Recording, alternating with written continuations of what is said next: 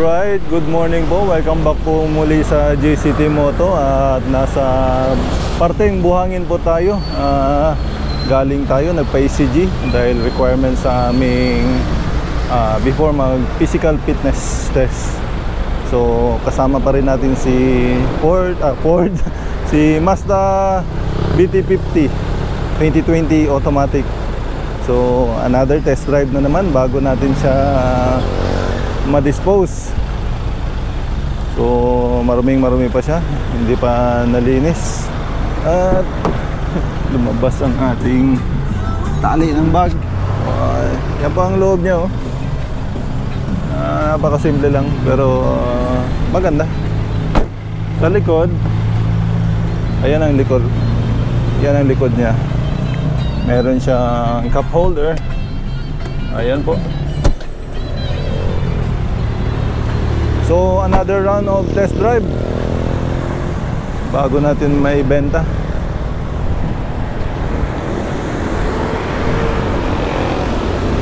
Ayan po. So samahan niyo po ako. Maraming salamat.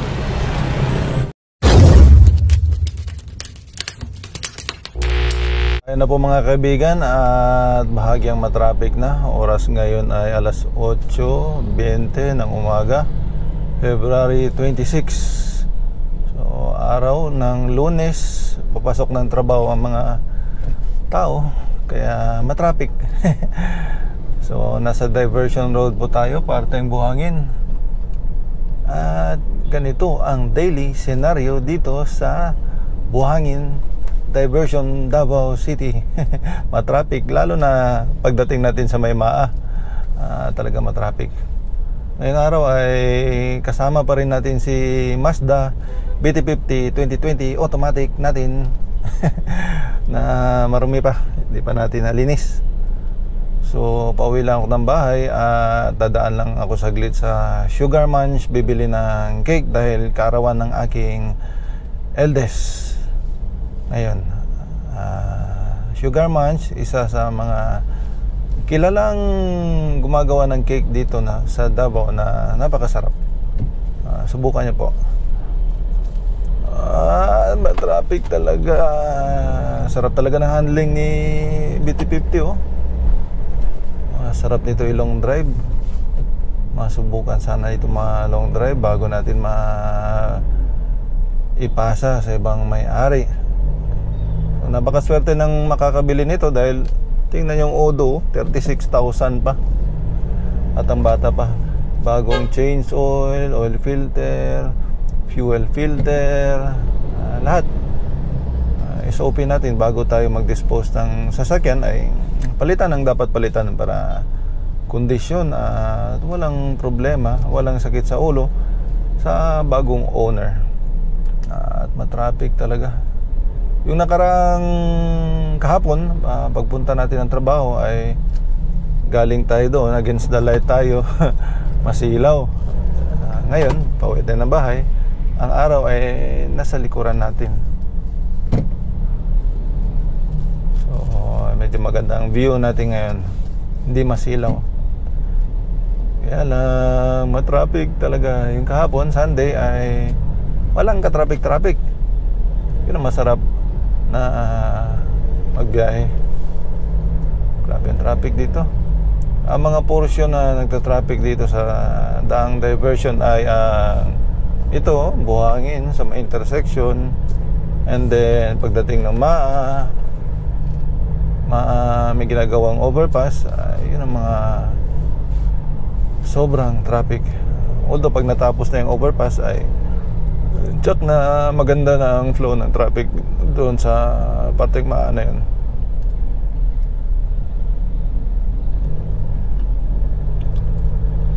Sarap niyang dalahin.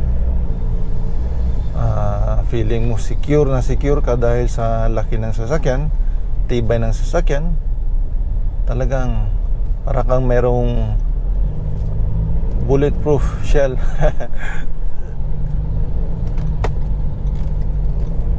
Although ingat-ingat lang talaga dahil baka makasagi. Sobrang laki ng sasakyan. Mas malaki pa to sa ibang kategorya niya. maganda ang color niya, red, tulad dun, no?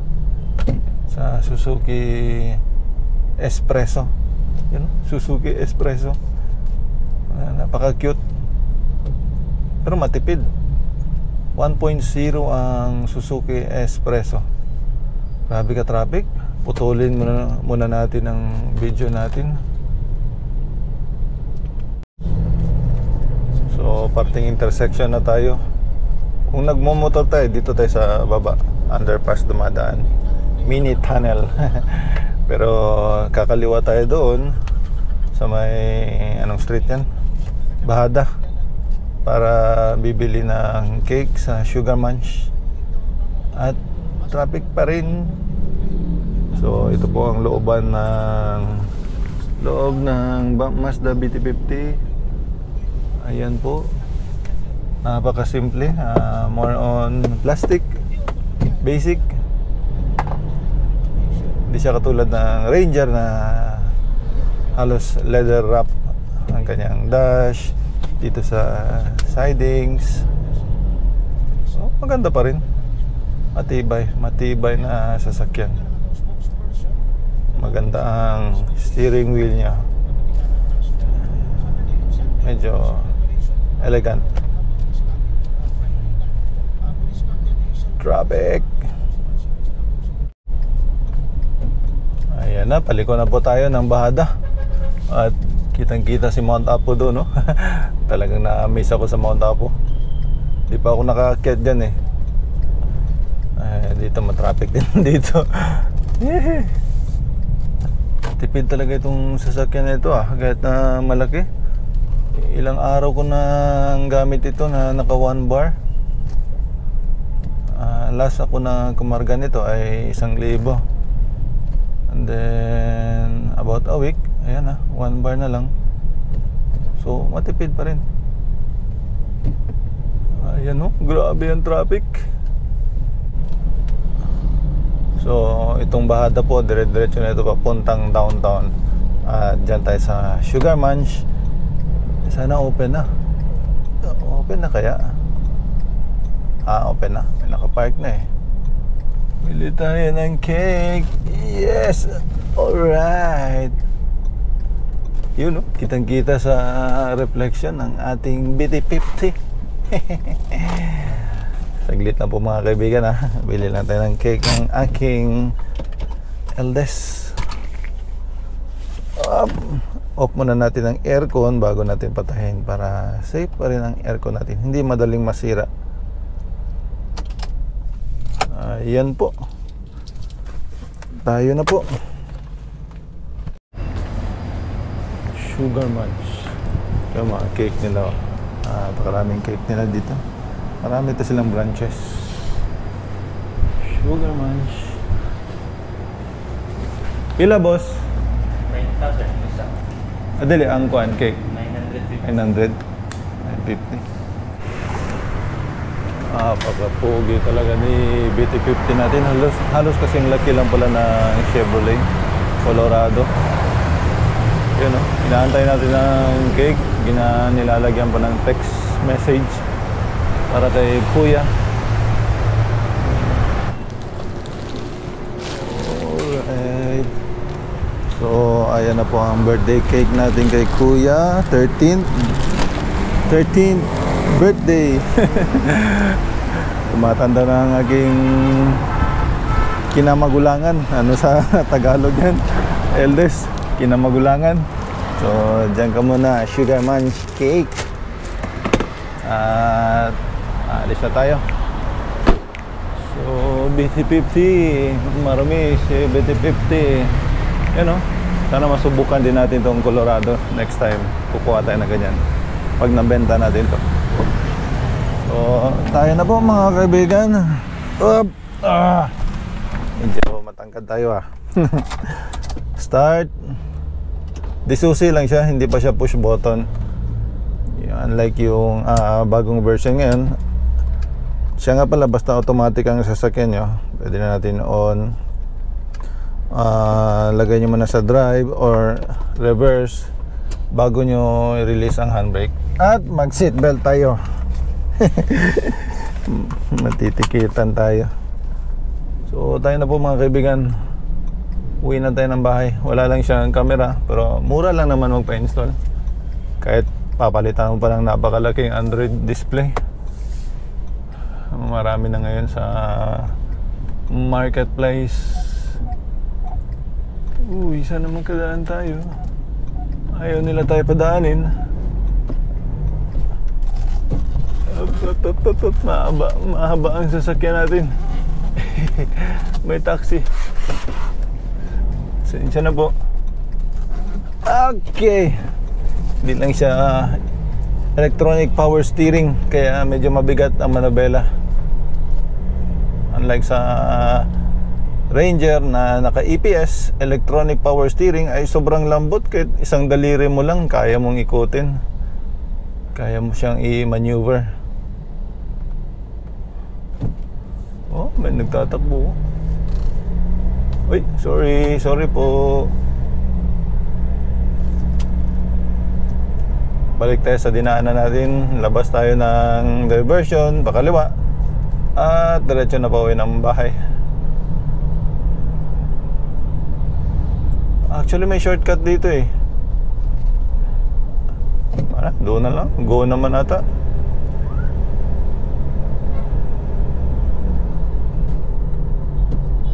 Dito mura magpagasolina sa SK or other branch nila. Mura dito compare sa other gasoline station. Mas mura sila. At traffic na naman. Stoplight, red light. In-off natin ang music pag nag-vlog tayo, nagre-record, kasi ilang beses na rin ako na-copyright dahil sa music. So ingat-ingat po sa mga nag-vlog-vlogan dyan. Ay ingat, pag maingay ang background na may music, huwag nyo nang ituloy. Huwag nyo nang subukan. Malulusaw ang channel ninyo. So sa ngayon, nakamute mo na ang ating audio, para ang ating stereo pala, para iwas copyright. Tagal lang go, around 5 minutes ata ito bago magpalit ng ilaw. Ayun na, naabutan. Bago lang nag-go, naabutan na naman tayo.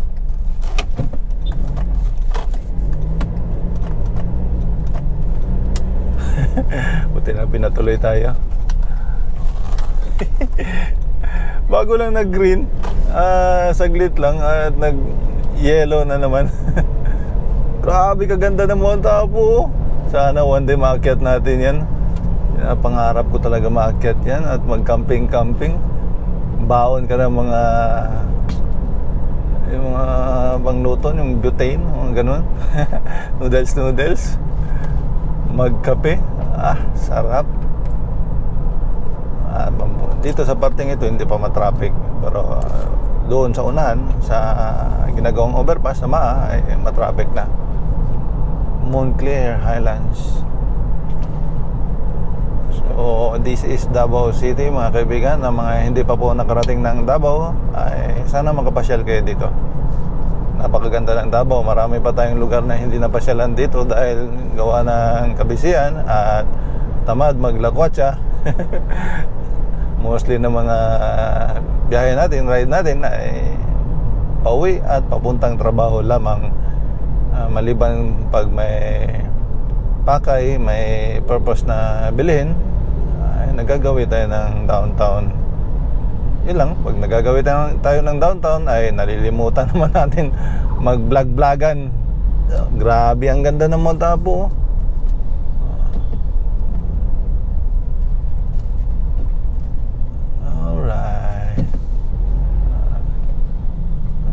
Dalahin ni BT50,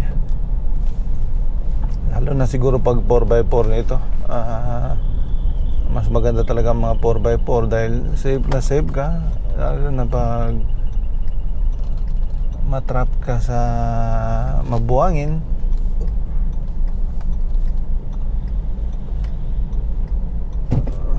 Sige tayo. Nagkukumpulan dito dahil papasok sila ng kaliwa, papuntang downtown pa rin. Yun o, pakaliwa. Tayo, diretso tayo. Sa kunting apag lang, grabe ang arangkada niya.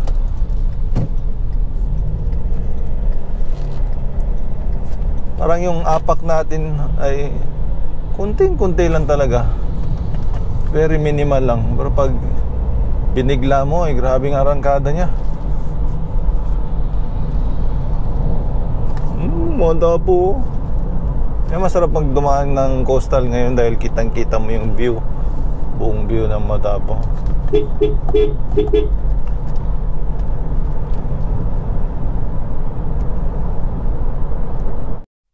Shut off kanina ang GoPro natin.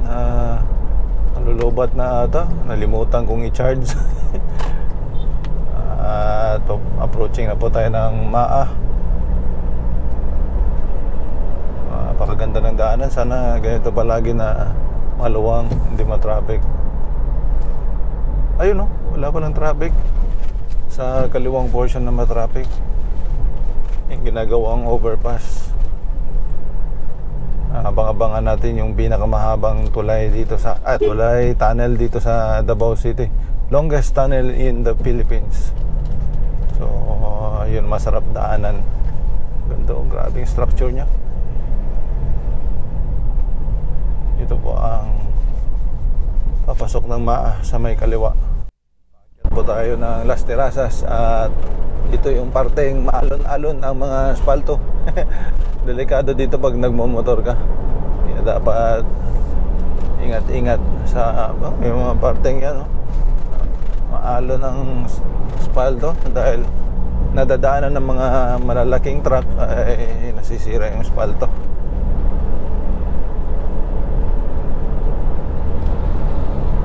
Believe ako dito sa sasakyan na ito kahit paangat ay malakas.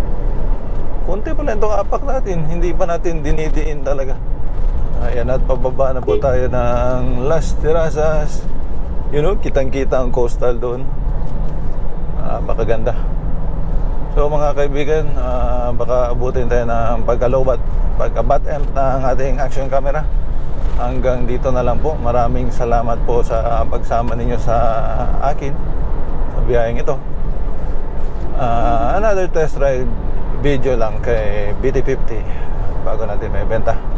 So thank you very much po muli at maraming salamat kahit na walang kwenta ang ating video ay nanonood kayo. Thank you very much po at see you on the next vlog. Pip pip. Alam.